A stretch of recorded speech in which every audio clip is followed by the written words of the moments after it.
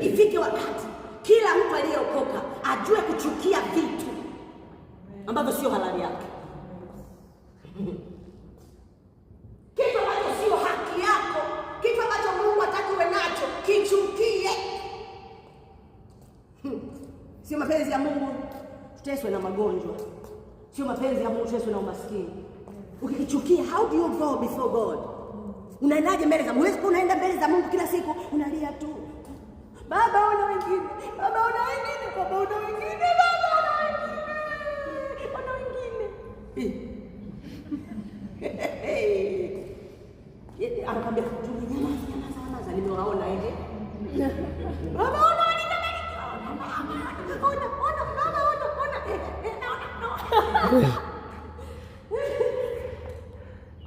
Maombi yafike mwisho, tuende na mbele zaidi yako. Tumwambie Baba uyebariki wengine. Nimetembea mjini nikaona kuna magari yamepakiwa Baba wewe mwenye wivu. Ifike mwisho magari makubwa kupaki tunataka na magari makubwa yapaki visisi. Kuna watu bado wanaona magari mbali. Niombe leo ili kadri unaposogea katika kupata mahitaji yako, unapata mahitaji yako, lakini wakati mwingine ukifika hiyo level, maana kila jambo na wakati wake. Sasa kama wewe unapata mahali pale, wewe unaenda kupata. Yeye watamwambia mtaani tuombe uhame. Hapo taipata turuhusu hilo gari. Alafu mama yake anataka, Mungu watakuja kutuua jamani. Kila jambo na nini? Wakati wake. Na wakati wa kulia nao una mwisho. Ndio unachompendea Mungu. Kama kuna jambo linakutesa, jipe moyo, hautalia milele.